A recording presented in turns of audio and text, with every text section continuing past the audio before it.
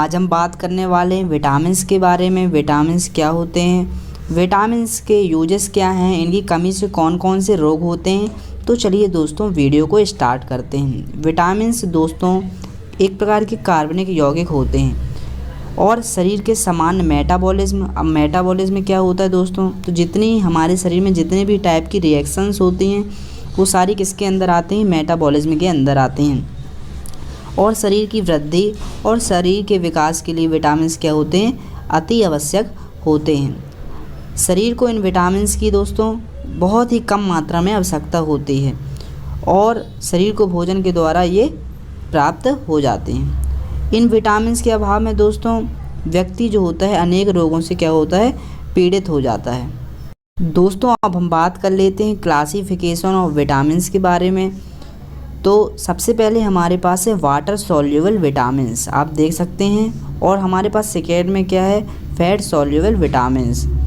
इसमें हमारे पास है वाटर सॉल्युबल विटामिन्स में विटामिन B1 है जिसको हम थायमिन के नाम से जानते हैं, विटामिन B2 जिसको राइबोफ्लेविन के नाम से जानते हैं, विटामिन B3 है जिसको नियासिन के नाम से जानते हैं, विटामिन B6 है जिसको पायरिडॉक्सिन के नाम से जानते हैं, विटामिन B7 जिसको पेंटोथेनिक एसिड के नाम से जानते हैं, विटामिन B12 है जिसको साइनोकोबालामिन के नाम से जानते हैं, विटामिन C है जिसको एस्कॉर्बिक एसिड के नाम से जानते हैं और लास्ट है फॉलिक एसिड। अब बात कर लेते हैं दोस्तों अपना फैट सॉल्युबल विटामिन्स के बारे में। तो सबसे पहले इसमें vitamin A, vitamin D, vitamin E और विटामिन K।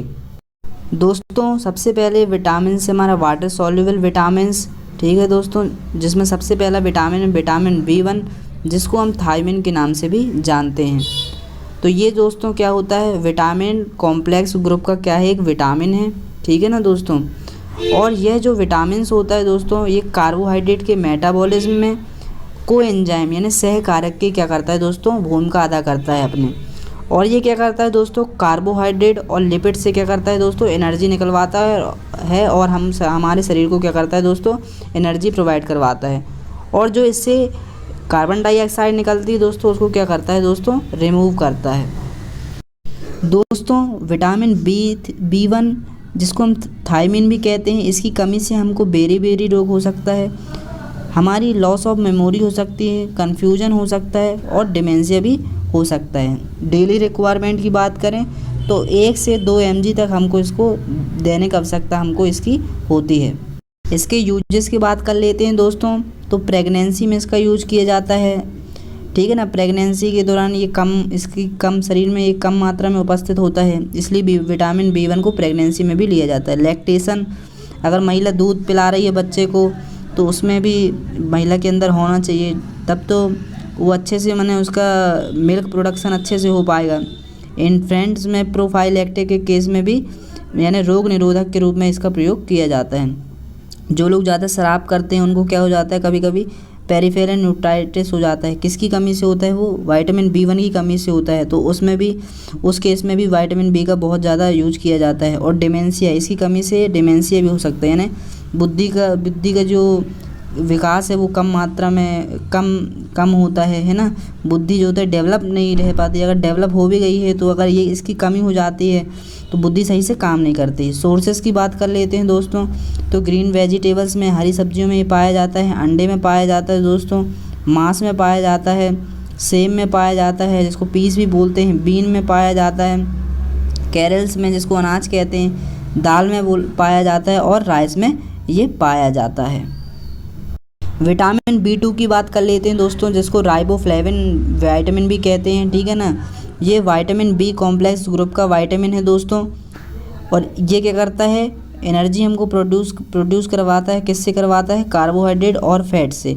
इसकी कमी से दोस्तों मुंह में अल्सर हो जाते हैं, सूखी स्किन रहती है, छाले भी पड़ जाते हैं, ग्लॉसिट की समस्या पड़ जाती है और हमारे जो पैर के तलवे होते हैं दोस्तों उसमें बहुत ज़्यादा जलन होती है। इसकी कमी से कभी कभी गंजापन भी देखने को मिलता है, ठीक है ना दोस्तों। और कॉर्निया जो होती है उसमें वैस्कुलराइजेशन हो जाता है। दोस्तों सोर्सेस की बात कर लेते हैं तो हरी सब्जियों में विटामिन B2 पाया जाता है, एग्स में मिलता है, अंडे में मिलता है, मांस में मिलता है, पीस में मिलता है, अनाज में मिलता है और राइस में ये पाया जाता है। अब दोस्तों विटामिन B3 की बात कर लेते हैं, जिसको हम नियासिन के नाम से भी जानते हैं। ये क्या होता है दोस्तों, nicotinic acid plus nicotinamide acid का क्या होता है, निकोटिनामाइड का क्या होता है, कॉम्बिनेशन होता है। यूजेस की बात कर लें दोस्तों तो पेलिग्रा डिसीज़ में इसका यूज किया जाता है। जैसे अपन देख सकते हैं डर्मेटाइटिस जो कि स्किन की समस्या है। यहाँ पे डिमेंशिया है दोस्तों, डिमेंशिया यहाँ पे आप करेक्ट कर लेना, डिमेंशिया है यहाँ पे, डिमेंशिया में भी इसका यूज किया जाता है। जिसको दस्त लग रहे हैं, डायरिया की समस्या है, उसमें भी विटामिन B3 का बहुत इंपॉर्टेंट रोल होता है। हेडेक, सिर दर्द में इसका इस्तेमाल किया जाता है।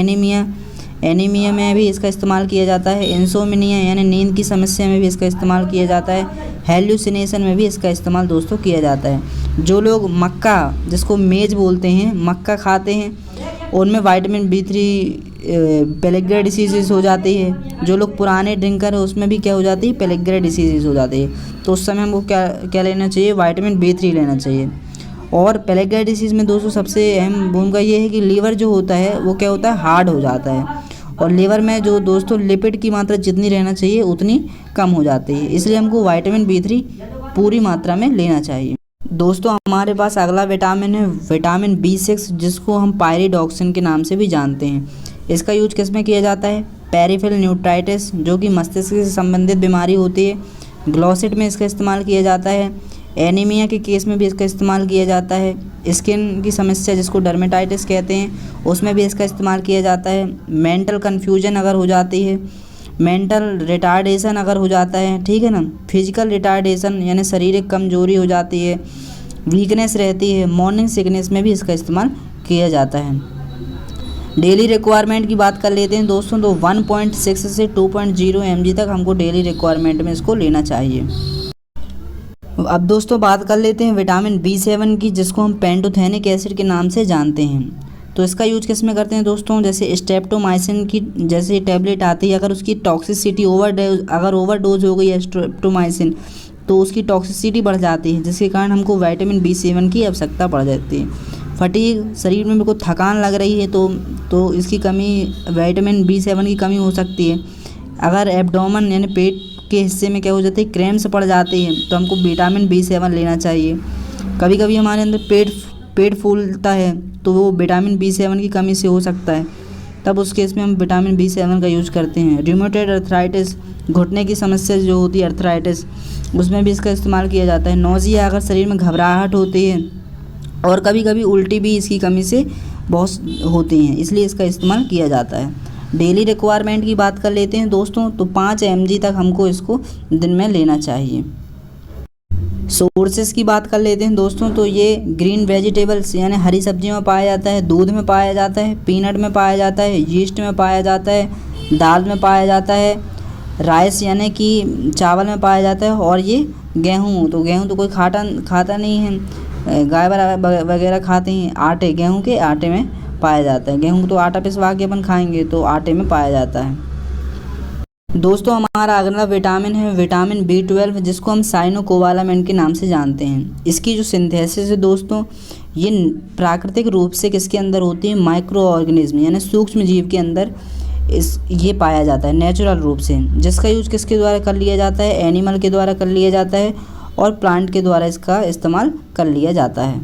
यूजेस की बात कर लेते हैं दोस्तों तो मेगालोब्लास्टिक एनीमिया में इसका इस्तेमाल किया जाता है, परनीसियस एनीमिया में इसका इस्तेमाल किया जाता है, प्रेगनेंसी के समय इसका इस्तेमाल किया जाता है। शरीर में इसकी कम मात्रा नहीं होना चाहिए प्रेगनेंसी के समय। लैक्टेशन, महिला अगर दूध पिला रही है बच्चे को तो वहाँ पे इसकी कमी हो जाती है, तो उसमें भी इसका इस्तेमाल किया जाता है। शरीर में अगर अपच हो रही है तो वहाँ मेलाब्जॉर्प्शन हो रहा है, मालअब्जॉर्प्शन, तो इसमें विटामिन B12 का इस्तेमाल किया जाता है।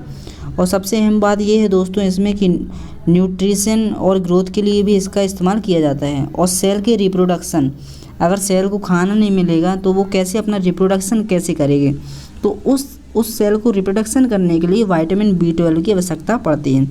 और प्रोटीन की सिंथेसिस के लिए भी विटामिन B12 की आवश्यकता पड़ती है। डेली रिक्वायरमेंट की बात कर लेते हैं दोस्तों 2 mg डेली रिक्वायरमेंट में हमको इसकी आवश्यकता पड़ती है।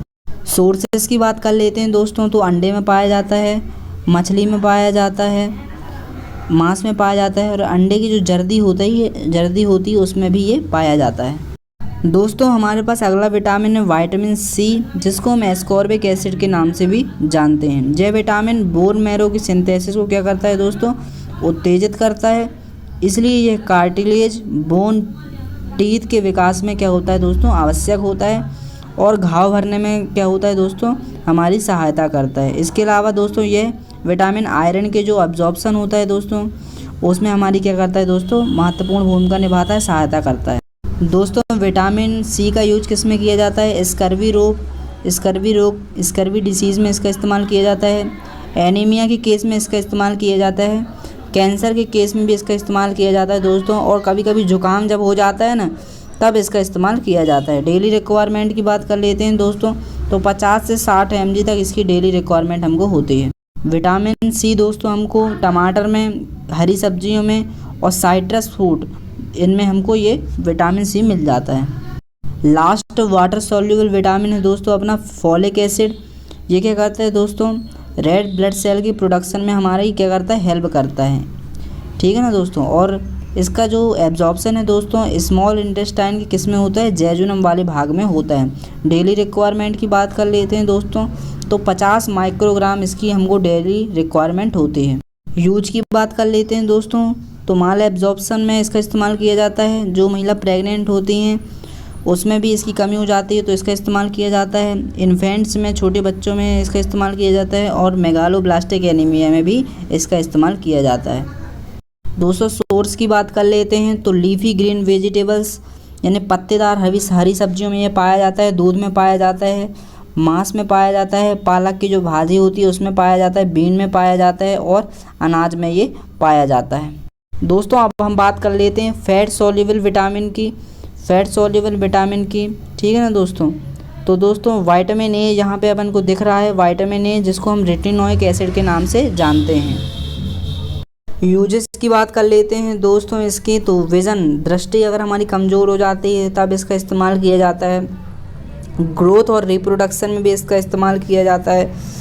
शरीर में कहीं पे एक्ने हो जाता है, फेस में एक्ने हो जाता है यानी मुहासे हो जाते हैं तो इसका इस्तेमाल किया जाता है। स्किन हमारी अगर सूखी और खुरदुरी रहती है तब इसका इस्तेमाल किया जाता है। अगर हमारी आँख के कॉर्निया में क्या हो जाता है, परफोरेशन यानी छेद हो जाता है तब इसका इस्तेमाल किया जाता है। और बांझपन के केस में इसका इस्तेमाल किया जाता है। डेली रिक्वायरमेंट की बात करें दोस्तों, तो 3000 से 5000 आयु तक इसका डेली रिक्वायरमेंट इसकी होती है। सोर्सेस की बात कर लें दोस्तों, तो ये हरी सब्जियों में पाया जाता है, गाजर में पाया जाता है, अंडे में पाया जाता है, दूध में पाया जाता है, और पपीता में ये पाया जाता है। नेक्स्ट विटामिन है दोस्तों अपना विटामिन ई, जिसको अल्फ़ा टोकोफेरोल भी कहते हैं दोस्तों। डेली रिक्वायरमेंट दोस्तों इसकी 50 mcg तक होती है। दोस्तों विटामिन ई का अवशोषण बाइल की सहायता से लिम्फ द्वारा किस में होता है, आंत में होता है। इसका स्टोरेज किस में होता है दोस्तों, टिश्यू यानी कि ऊतक में होता है। और यूरिन के द्वारा दोस्तों, मूत्र के द्वारा इसका क्या होता है दोस्तों, उत्सर्जन होता है। और जो ये दोस्तों इसका उत्सर्जन होता है वो कैसा होता है, बिल्कुल स्लोली होता है। कैसा होता है, स्लोली होता है। दोस्तों विटामिन ई को एंटीऑक्सीडेंट की तरह क्या करा जाता है, यूज किया जाता है। और एंटीऑक्सीडेंट की तरह दोस्तों विटामिन क्या करता है, कार्य करता है। एंटीऑक्सीडेंट यानी ऑक्सी कारक के रूप में ये कार्य करता है। इसकी यूजेस की बात कर लेते हैं दोस्तों, तो जो बार बार गर्भवती होती हैं महिलाएं है ना, बच्चियां जो होती हैं बार बार गर्भवती हो जाती हैं, महिलाएं हो जाती हैं, तो उसको दूर करने के लिए इसका इस्तेमाल किया जाता है। और मस्कुलर डिस्ट्रॉफी जो कि ऑटोइम्यून डिसीजेज है उसमें इसका इस्तेमाल किया जाता है। हीमोलाइटिक एनीमिया में भी इसका इस्तेमाल किया जाता है। दोस्तों थोड़ा सी आवाज़ आ रही है उसके लिए मैं आपसे क्षमा चाहता हूँ। सोर्स की बात कर लेते हैं दोस्तों, तो ये जो होता है अंडे की जर्दी में पाया जाता है, पालक में पाया जाता है, अनाज में पाया जाता है, और वीट जर्म ऑयल में भी ये पाया जाता है। हमारा नेक्स्ट विटामिन है विटामिन के, जो कि बहुत ही इम्पॉर्टेंट विटामिन है। इसको ब्लड क्लॉटिंग विटामिन के नाम से भी जाना जाता है। इसका यूज़ दोस्तों हाइपोप्रोथ्रोम्बिन के केस में किया जाता है, और हीमोरेज यानी रक्तस्राव के केस में भी इसका इस्तेमाल किया जाता है। सोर्सेज की बात कर लेते हैं दोस्तों, तो ये टमाटर में पाया जाता है, अंडे में पाया जाता है, पनीर में पाया जाता है, और मांस में ये पाया जाता है। डेली रिक्वायरमेंट की बात कर लेते हैं दोस्तों, तो 50 से 100 mg तक ये डेली हमको इसकी रिक्वायरमेंट होती है। दोस्तों हमारा लास्ट विटामिन है विटामिन डी, जिसको हम कैल्सीफेरोल के नाम से भी जानते हैं। ये क्या करता है दोस्तों, जो हमारी एलिमेंट्री कैनाल होती है उसमें से हमको क्या करता है, जो प्रोटीन्स होता है उनका एब्जॉर्प्शन करता है। ठीक है ना दोस्तों। इसके यूजेस की बात कर लेते हैं दोस्तों। तो रिपीटेड प्रेगनेंसी के केस में इसका इस्तेमाल किया जाता है। माल एब्जॉर्प्शन के केस में इसका इस्तेमाल किया जाता है। अस्थि मृदुता, जिसको ऑस्टियोमाइलाइसिया भी कहा जाता है, उसमें इसका इस्तेमाल किया जाता है। रिकेट्स, जो कि एक बोन की डिसीज़ होती है, हड्डी की बीमारी होती है, हड्डी का रोग होता है, उसमें इसका इस्तेमाल किया जाता है। जिन बच्चों में दांत देर से निकलने में प्रॉब्लम होती है, दांत देर से निकलते हैं, तो उसमें इसका इस्तेमाल किया जाता है। और मसल पेन, यानी कि मसल पेन में इसका इस्तेमाल किया जाता है। डेली रूटीन की बात कर लेते हैं, डेली रिक्वायरमेंट की, तो 400 आयु तक इसका इस्तेमाल डेली रूटीन में किया जाता है। दोस्तों सोर्सेस की बात कर लेते हैं, तो ये दूध में पाया जाता है, मछली में पाया जाता है, और लाइट ऑफ सन, सूर्य के प्रकाश में ये पाया जाता है। इसलिए कहते हैं ना कि सुबह सुबह जब सूर्य भगवान निकलते हैं तो उनके सामने बैठना चाहिए, ताकि हमको विटामिन डी मिल सके। ठीक है ना दोस्तों। तो लाइट ऑफ सन, इसको ज़रूर हमको लेना चाहिए। दोस्तों अगर आपको ये वीडियो अच्छी लगी हो तो लाइक करें, कमेंट करें और सब्सक्राइब करें। दोस्तों आपका वीडियो देखने के लिए बहुत बहुत धन्यवाद।